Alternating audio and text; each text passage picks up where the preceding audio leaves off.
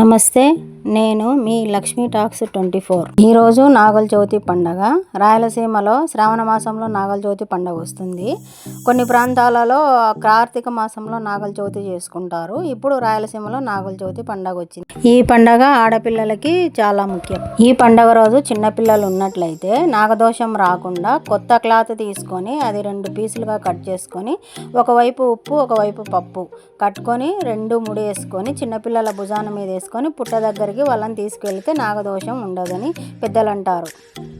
ఆడపిల్లలకు ఖచ్చితంగా సారె ఇస్తారు. పసుపు, కుంకుమ, చీర, ఇంట్లో చేసుకునే స్వీట్స్ అన్నీ ఇస్తారు ఆడపిల్లలకి. నాగల చిన్నపిల్లలకు మేనమామ గారు కొబ్బరి గిన్నెలు కొనిస్తారు. దానికి ఒక రంధ్రం చేసి తాడు కట్టిస్తారు.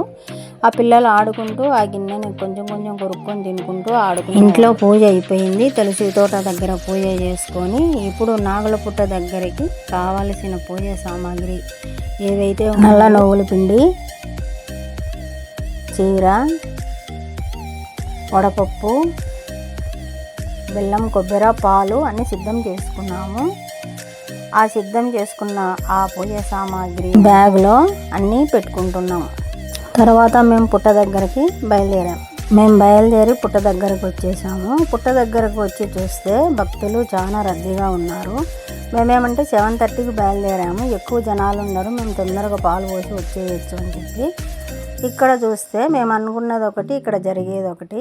ఇంకేం చేస్తాం, కొద్దిగా సేపు అలా వెయిట్ చేసి కొద్దిగా సేపు ఉండి కొద్దిగా రద్దీ తగ్గిన తర్వాత మేము పుట్టకు పూజ చేసుకొని పాలు పోసి పూజ చేసుకొని వచ్చేసాము.